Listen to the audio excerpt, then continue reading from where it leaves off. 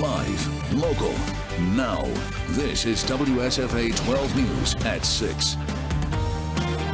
COVID-19 case numbers are going in the right direction, but a shortage of nurses is still a major problem for Alabama hospitals. As of this afternoon, 815 Alabamians are still in the hospital being treated for COVID-19. That is a big improvement from just a couple months ago when the number was over 2,000. But the pandemic still has many of those hospitals struggling to provide care. Thankfully, there is some help on the way. WSFA 12 News reporter Aaron Davis has the story. New tonight from Crime Stoppers, the search is on for 3 missing teenagers who authorities say left the Boys and Girls Ranch of Central Alabama. Crime Stoppers is asking you to keep an eye out for 14-year-old Kayla Michelle Camacho and 16-year-olds Sarah Jane Bertucco and Johnny Eugene Johnson. Investigators say the 3 never got on their school bus and then left the campus, which is located in Camp Hill. They were last seen getting into a white vehicle, which you see on your screen, possibly a Honda.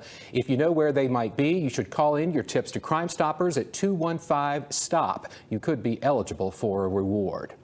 A breaking news update tonight. Montgomery police say they have made an arrest in connection with a deadly shooting. 28-year-old Miles May is now charged with the murder, which happened Monday. Police say they got a call to a shooting on Miller Street, just about a mile away from Garrett Coliseum.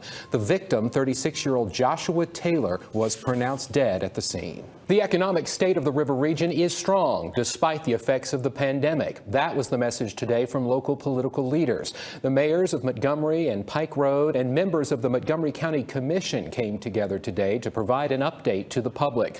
They say one reason for the area's strong positioning is thanks to federal funding from Washington. The county got $44 million in COVID-19 relief funds. The city got over $41 million. They say they're still waiting to earmark that cash. Mayor Reed saying he's waiting to hear from the U.S. Treasury Department about how the funding can be used.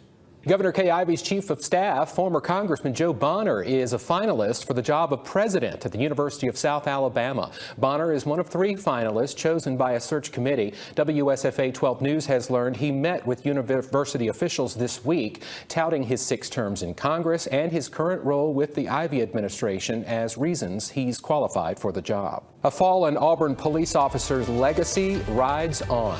Next at 6, new details about the ongoing William Buechner project, why hundreds of kids in need in our area are lining up to get brand new bicycles. This is WSFA 12 News at 6. Tonight, a story about how a fallen Auburn police officer continues to make a difference in his community. You'll remember William Buechner was shot and killed more than 2.5 years ago. A big part of Dexter Avenue was closed today as crews filmed scenes for the new TV show, The Wonder Years.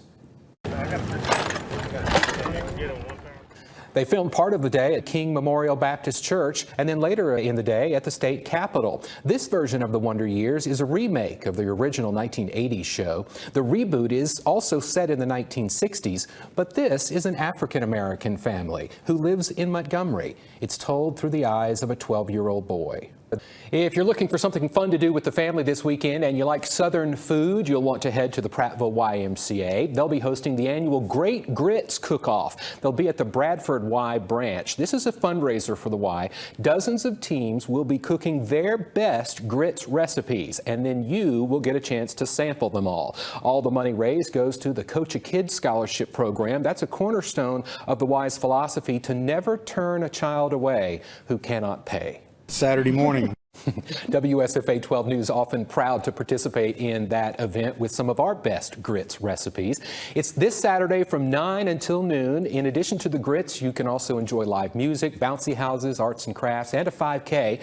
In 2020 alone, the Prattville YMCA gave close to $190,000 in scholarships. Hey, what if I told you it's possible some of us may see the 40s this weekend? Well, that is true. And now that we've piqued your interest, Chief Meteorologist Josh Johnson joins us next to break down our changing temperatures. Well, the Huntington Hawks are gearing up for their homecoming game, and we have a preview next in sports. Plus, after beating Jackson State in the spring football season, the Alabama State Hornets are hoping to repeat against Coach Deion Sanders on Saturday.